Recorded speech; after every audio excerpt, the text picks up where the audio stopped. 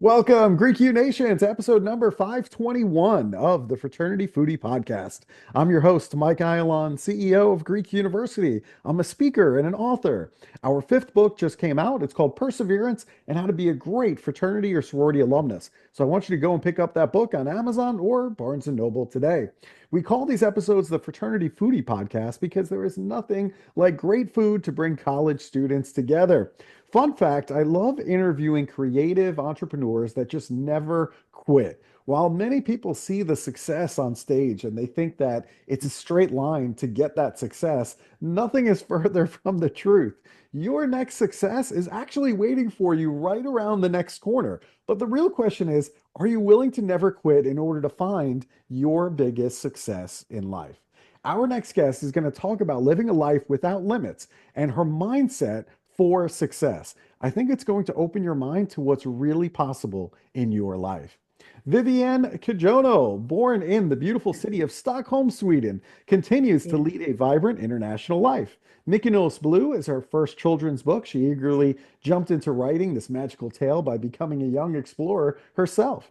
Vivienne's prominent corporate track record has represented well-known domestic and multinational companies. Her success is a direct result of creating strategic goodwill alliances, working with recognizable global hospitality brands such as TGI Fridays restaurants and the Costco Network, also involving franchisee procurement, developing for Scandinavia, and showcasing placement of regional Northern California award-winning wines represent just a few of her past successful entrepreneurial projects. Her outlook is very simple. It's this: every day is a get to it day. Welcome to the show, Vivienne.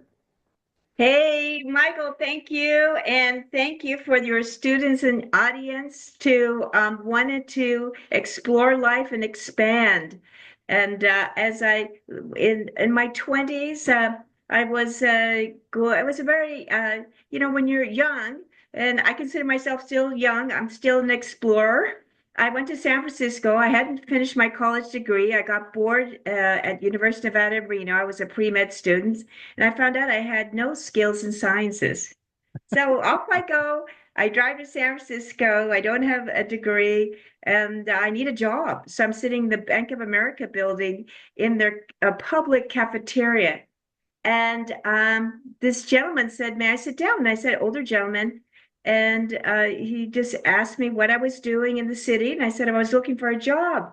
He told me to go up to the 32nd floor of Kidder Peabody at that time. That was another big firm like Morgan Stanley and Goldman Sachs. And he said, ask for the compliance manager. I think they might give you a job. I'm one of their biggest clients. So I go in there, I become an assistant to the compliance,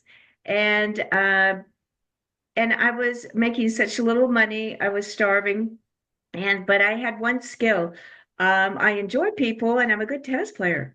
So I ended up playing with corporate finance, and so my salary wasn't cutting it. I was extremely skinny, and I said, "Hey, how about this? I'll make you a deal. Pay for NYU correspondence course. I want to be a stockbroker." And they said, "Well, we usually don't do that because you have to have a college degree." And I said, "Well, what does that have to do with anything?" And they said, "Well, we like you, so we hope you pass." And I did. So my boss happened to not like that because I was then going on to be what they call a trader. So I was interested in trading on the floor. And so that's how I got my start on Wall Street. And it was, I was focused. I didn't see this job as it was a dead-end job. So a lot of things are, as we climb the ladder, or we just decide that we get to know ourselves a little bit better because we're in our 20s, we're still exploring.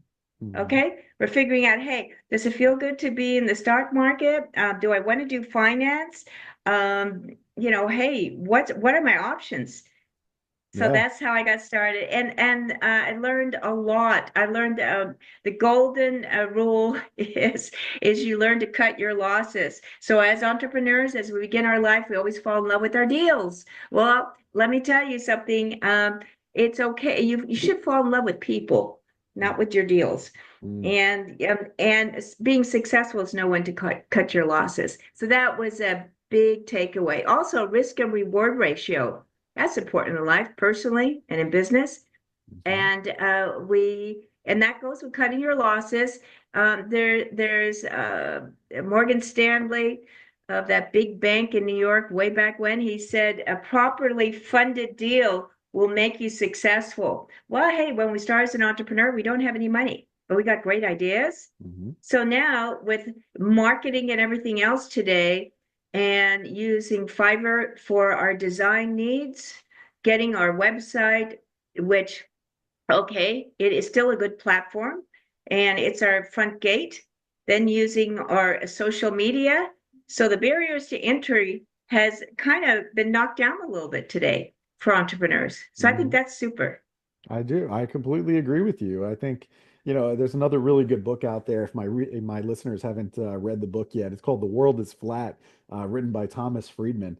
And really, that's really what he's talking about. That is the lesson, is that in today's world, I mean, you can do anything, and you can work with anybody in the world through Zoom and using Fiverr. I mean, you're working with people from all over the world to do what it is that needs to be done, and it really just flattens the world. It allows you to connect with people and get things at a reasonable rate. So an entrepreneur really has as good a chance as anybody else in the world.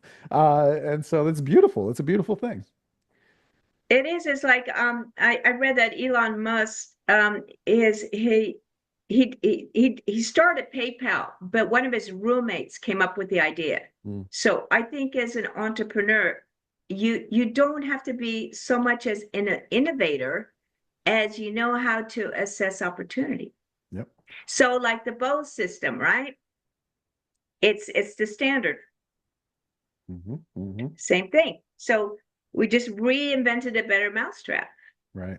Yeah, I think you're Yeah. absolutely right. That is the key to being an entrepreneur, is being able to see those opportunities and then chase them down. And certainly Elon Musk is one of those guys who is able to do that time and time again. I mean, Tesla is another example. I remember when, a lot of auto manufacturers like Ford and all these others, really were kind of downplaying Tesla, that it was going to go out of business.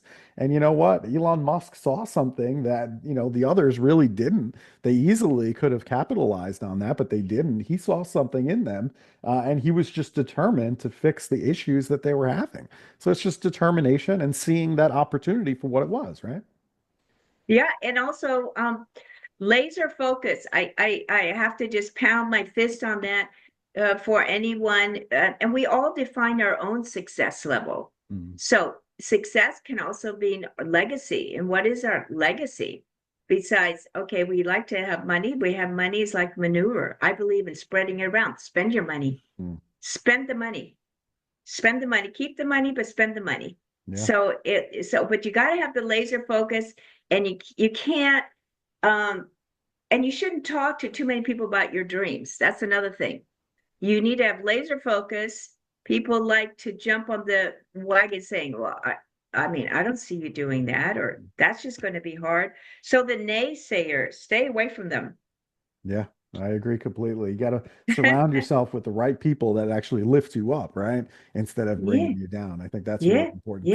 yeah, Let's yeah. talk about this franchise development. I think this is really interesting. You were able to bring a franchise like TGI Fridays from the United States to Northern Europe. How in the world do you do that? Well, at the time, I was in Stockholm, and I was working for a law firm. I was heading up, and I'm not a lawyer.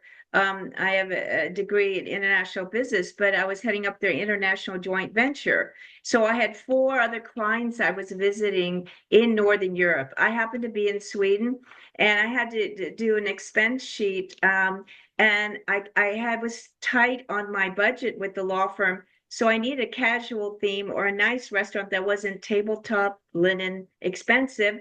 And I certainly didn't want to be in a pizza or Chinese place because it was too noisy. Mm, So I actually ended up spending money anyway so I could sit down. And I talked to the server and I said, hey, do you have any casual themed restaurants here? Oh, we have Raw Cafe. And I said, well, where is it? Because I'm in central Stockholm, right? Mm. Well, it's in a neighborhood out in the suburbs. I said, well, that's kind of out in no man's land. Well, it just happened 6 months before I was in New York City and I met the CEO of Carlson Industries and he's passed. He was awesome, but I didn't think anything. I wasn't connecting the dots or anything, right? So I come back from my trip and I think, hey, TGI Fridays, that would be great here. And then suddenly fear kind of crept into me, and I said, well, what happens if I call the company? It was the Radisson Hotel Group, the hospitality section. I was going to go to Minneapolis. And I said, well, what happens if I say no? So I had this internal dialogue with myself, yes, no, yes, no. So finally I said, well, what happens if they say no? So what? But I called, I got the senior VP of Radisson Hotel Group. He referred me down to Dallas, and I went to Dallas. They gave me 1 year non-exclusive. So I was competing with their international. They said, well, the Northern European countries, they're so small. We've been there, see what you can do. Mm. So I was so excited. I got back on the plane back to Seattle. And I said, oh my God, now my work really starts. I've got to perform. So I started with our friend, the phone. I didn't know anyone there. And I started out with, and I can tell you, students who are looking for an international career, the commercial attaché department in each country, call them. Well, I called them, but this guy it wasn't working. I wasn't getting any information. So then I called the local chamber of commerce, the Oslo Norwegian Chamber of Commerce, and just by luck, it was three men who just retired, one in the Air Force, one in banking, and one being an advisor to the palace. So I met with these guys. I pitched them on TGI Friday, and they we were kind of negotiating. They said, "Well, we want a percentage of the franchise." I said, "It doesn't go down that way." I said, "I'll give you $25,000 for the right phone call. You can do the right phone call." Also, I said, it is a ticket to you as another successful venture. You just started, but now you are a consultant. So this is a global company. I said, I'm interviewing you as much as you are interviewing me. So a wonderful alliance started right there. But then as we got in, they gave me a great company that sold pizza, Pepe's Pizza, but they couldn't afford TGI Fridays. Here's another nugget of wisdom for your students, your entrepreneurs, is that anchor your relationship. If you click with someone and you don't do a deal right away, just keep it going. So he said, hey, Vivienne, I'm so sorry. We can't do this. I said, well, let's just hang in there. Let's see. 6 months later, got a phone call. The largest newspaper in Norway bought them, and they said, we can do the deal now. Wow. Amazing. That was, but they were all unknowns. So, you conquer fear, you reach out, and networking is the key to success. Every sixth person you meet, they know someone that you probably will need or you can enjoy or whatever. So even though I've enjoyed many successes, I am still networking. It's Mhm. it's not a chore. Yeah, that's an important lesson. I mean, even CEOs of companies, they're networking every single day. And I agree with you. You just never know what kind of collaboration might turn into something really special, which is another reason why I love working with college students, is because you have a lot of bright people that are surrounding themselves with other bright people, and you just never know what kind of synergies are going to develop where two people can come together and create something magical that on their own they wouldn't be able to. And I think that's one of the beauties of college and that experience. I think is Well, really good. yeah, because I used to be an executive mentor for Seattle University Albert School of Business and Economics, Mhm. and I was invited to be there. And I had people who had degrees, but they were bored with their jobs. So they decided to go and get this extra master's and everything else. Mm, And I had local students, local adults. I also had people, foreign students. And one gentleman had written a software program. He was from Latvia. And so I happen to know some Boeing people. I know nothing about software. I'm like, I am the friendly end user. Keep it simple, stupid for me. Okay. So I said, okay. I made the introduction. They bought his program. wow. Nice. I mean, and I had a lady in transport, already an international career, but transport, you're quoting and everything else. So you are in Seattle, the Pacific Rim, and you're very busy, busy bee, but it's almost like a regular job. Hmm. Okay. So Hmm. she says, I want to go out and about. And I said, well, how many languages do you speak? She goes, none. I said, well, do you like South America, Central Europe, or what are we talking about? She goes, well, I'd like to be in South America. And I said, well, just to learn, if you get the Spanish down pat, I said, I'm sure a job will open up. And I ended up leaving Seattle, heading up my sister's health and wellness company down here in Sacramento. And she tracked me down to say she got a fabulous job. It took her 18 months, but it happened. Nice. Nice. I Yeah. love it. That's really good stuff. Yeah. This is The other cool. thing that's really interesting about you is that you're the co-producer of A New Christmas. This is a movie that is showcased on Amazon Prime right now. How can an aspiring movie producer in college who has some idea for some movie they want to shoot, how do they get their first break in the business? Well, we going to film festivals is really important. I went to the in Santa Monica, the LA Film Festival. I had also written a book, Making Those Movies for Children, Mhm. and I was looking to do a promo reel.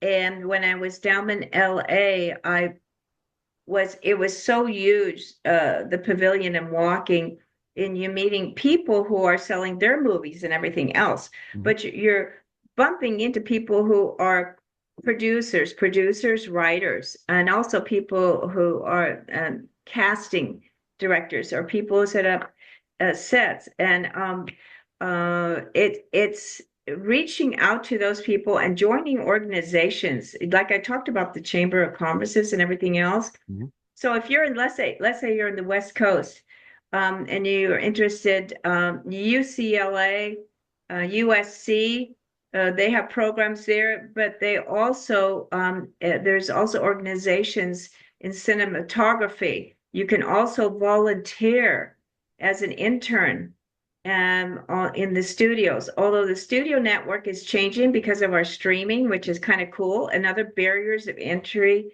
is not just leveling off. So that's a cool thing. And so I would just say again, get out there and get to these movie festival. And they're all over the world. They're all over the United States.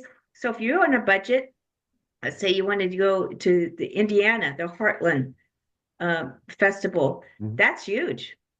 You go there. Also, Tribeca in New York City. So you don't have to spend a lot of money as a student. You just have to mingle, mingle, mingle. So some of my biggest projects came about like TGI Fridays. I sat on the board of the Swedish American Chamber of Commerce of New York. It is the oldest international chamber in the United States. It started in 1906. I was one of the first board members on the umbrella organization. So I met these people because I joined organizations. Mhm. Mhm. Indirectly, TGI Friday was a function of meeting one of the guys on the board, Right. Mr. Carlson of Carlson Industries, right? Well, I didn't connect any dots there. You've heard of Absolute Vodka, Sure, of course. right? Yeah, big Okay, so brand. we love it. Big So, brand, yeah. unbeknownst to me, one of my best friends is a great artist. And my mom says, "Hey, you should really look at Ava's work." And I'm saying, "Really? Like, I'm too busy." Like, okay, all right, but I'll look. And I just happened to sit next to a guy from France who ran Carillion Importers. It was also a really large concern of liquor. Of course, Costco today is the largest purveyor of liquor. And I just said to him, I said, can you give my friend 15 minutes as a candidate? for the absolute artist of the year. And I didn't even get along with him, but Mhm. that had nothing to do with anything. Okay. So I was really polite and everything else. He said, yes, it made her career. Hmm. Amazing. Isn't that Absolutely something? amazing. So join those great organizations. Yep. You can't That's do it on your own. right. I agree with When you when you have completely. Yeah. success, there's always 3 to 4 people with you on your team. Right. I agree with you completely. You can't do it on your own. I can't build, a $25 million company by myself. We're all dependent on other people. So I think getting involved in other organizations for the college Yeah, students listening, yeah. get involved. You got to do this as a team if you want to reach really high heights. Okay. You can't do it by yourself. I know you want to, but you can't. You need other people's talents. There are certain things that I'm really good at, and there's certain things that you're really good at. So if we work together, we can accomplish much more. And so think Yeah. about that. I think is really important. I love your attitude in life. I mean, I just think it's so positive, and you talk about Thank this you. life without limits. So how does your mindset drive your success? Well, I just have to think about Wall Street and my limited position there when I started in my 20s, Uh-huh. and how I had this burning desire. The drive, the mindset is a burning desire. From desire and burning desire, it leads to the call of action.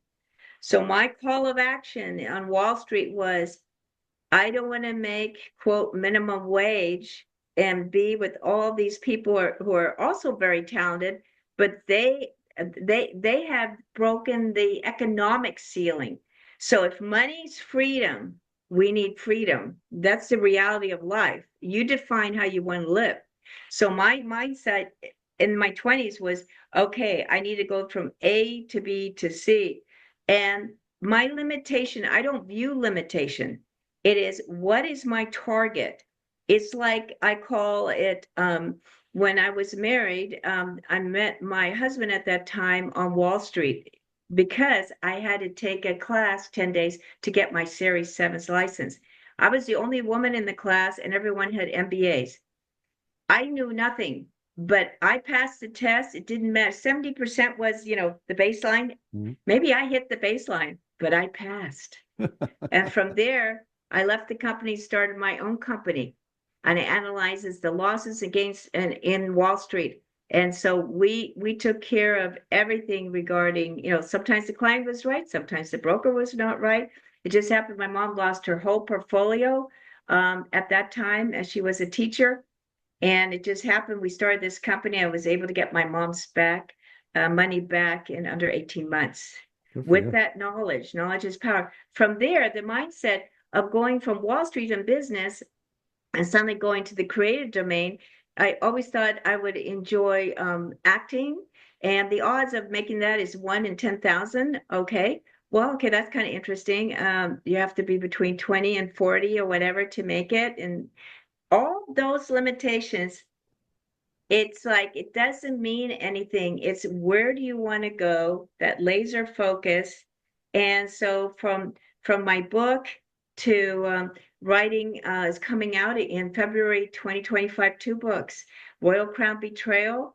That's a true story about an extraordinary woman, how she got caught in World War II, her escape with her grandmother, and her life that was just incredible. How did we become an overcomer in life and still not be a survivor, but a victor? And how do you still be a nice person? Mm. Because you've gone through all this stuff. And then A Divine Darkness, I hooked up with the lady writer, wrote it, and she got interviewed by Disney Plus. And I said, has anyone ever hired you as a co-writer? And I did, right? And she called me, she goes, you made my career. So that's coming out at Divine Darkness. So again, did I have connections in Wall Street? No. Did I have connections in the creative? No. It is like, hey, you budding young, wonderful energy, balls of energy students, young people, wherever you're at. If you want to reinvent yourself, know what your talents are, your God-given talents. Hmm. Don't Hmm. don't don't get stuck in the mud. Yeah, it sounds like you're living like this dream life. I'm sure many college students who are listening right now, they're saying to themselves, I don't really want a 9 to 5 job. I just want to have an international career that's going to take me all over the world. I mean, that sounds really Okay. exciting to a young person right now. So, how do you get on that track in life with like an international career and not really the 9 to 5 job where everyone just clocks in at their desk? Right. Right. That's like my first job. Got my master's. They wanted to put me in operations at Bank of America, right? Right. And I said to my then husband, I said, they don't even care who I am, what my talents are, is they just you know, putting a peg in where they need it. I said, that is so against my soul. Okay. So my advice is you want an international career, you need to get a master's. I have a master's of science in international business from St. Mary's College. You need to get a qualification. Otherwise, you'll get an international career, but you'll be stuck in that 9 to 5. Mm. So if you can first get that credential and get that, and then you want to go to a company, but today everything is remote or semi-remote. Um, you need to first get the credential and then assess the opportunities. LinkedIn is very great too to put your credentials on. Joining those chambers, that mingling and networking. I was a member at one time of, I think it was 4 to 5 international chambers in my 20s in San Francisco. The Italians, the British. I mean, I met everyone, anyone, the Swedes, the Norwegians, the Finns, anything is, and the thing is that these people in today's environment, you can fudge your job. If they like you, they can say, hey, how about you starting part-time? How do you about starting as an intern? And you do have to put in your dues. So let's say you find that international job and it is a little bit 9 to 5, whatever, but as you develop your expertise, there will be more opportunities out there internationally. So, and get to know some languages. Decide, do I want to work in Europe? Do I want to work wherever, or do I want to work in New York City as through a multinational and remote? Hmm. Hmm. If you really want to be a wildcat, I suggest you become a trader. You can trade online and learn to trade. You can trade options. Options are another way of trading instruments, or you can trade equities. But is another name for stocks. But you know what? You usually have to buy stocks. Hmm. So when you buy options, you're only paying a one-time premium and it expires. If you want to learn option trading, you want to learn trading. It is international, but it'll give you the freedom to take your laptop and explore all countries all over the world and have a damn good time. So you can make a residual income, I would say, of $2,700 up to maybe $6,200 part-time trading. Wow. Okay. Well, there And you so go. There's the so blueprint. I mean, just do exactly what she's saying and you'll get there. I love it. Really, you really good stuff. This has been a lot of uh, fun and certainly eye-opening, I think, for all of our listeners. So, my weakness is really good food. I love to have good food from all over the world. And so the next time I end up in Sacramento, where should I be going in order to have a great meal? Well, there's a couple of things. We have a winery called Wise Villa Winery. Uh-huh. It's a family-owned winery. Be smart, drink wise.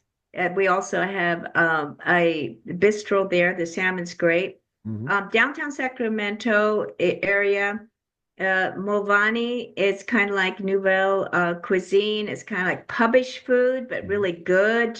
Clam chowders and everything else. If you go 30 minutes outside downtown Sacramento, you like Japanese food. Yeah. Umai, I think that's how you say it. That is good. And so is Mukini's, which is also very well known. And also Paradise Thai in Folsom. I like Thai food. It's Mhm. fantastic. So you can either be downtown or you can just go out a little bit. And those three restaurants are good. And if you want to come to the winery, I'll make sure that you have a wonderful table and a great view. I think that's a deal. I'll Now, come to the winery for the wonderful table and a great view. And you know me obviously very well already. The Japanese and Thai is exactly what I'm looking for. So I appreciate that. We have very similar tastes in food, so that's a good thing. well, I forgot to ask you, where are you located? East Coast? So actually, I grew up in New York City. I was born in Yeah. Manhattan. And then I ended up moving to Nashville, Tennessee, for work back in 2012. So I haven't left. Nashville is what I call home now. I'm a big fan of the music. I'm a big fan of the weather. The people are super friendly. There's great food, great nightlife and entertainment. So it's really wonderful. And you know, the airport is great because I can get anywhere in the world very easily in out of the Nashville airport. It's a small airport, but it gets you where you want to go, which is great for me. It's very easy to get in and get out. I love So it. it works. I love it. Well, if I get to Nashville, I'll let you know. I have some good friends who live in the town of Franklin. Yeah, that's where I'm in. That's exactly where my house is. So I'm probably a couple of minutes away from your friends. It's so cool. It's Yeah. so cool. Yeah, the world Well, is small. it is small. Well, I am honored and delighted to be part of your program, and I'd like to let your students know that they should definitely keep their dreams alive and pursue them. I love it. And I'm happy to answer any questions, and you have my email, or Well, whatever so they would that brings me like. to the next question. I mean, if they want to connect with you, maybe they want you a speaker on their college Yes, campus or maybe as a yes, media guest on their show. Where should they yes. go to connect with you? So my email is a wonderful place because it's off my phone and I am totally wired in. So info at dolphin, like the fish, DOLPHIN, productions with an S.org. And the reason my symbol is the dolphin is because they're loyal and they share. I love it. Really good stuff. This has been great. Well, Okay. thank you so much Yes, for sharing all this great information with our listeners. yes. I think they can Thank get a you. lot of wisdom from just the life that you've lived and then building the life of their own that they want. So I appreciate you being on the Yeah. show today. Well, I thank you, everyone, and just go for it.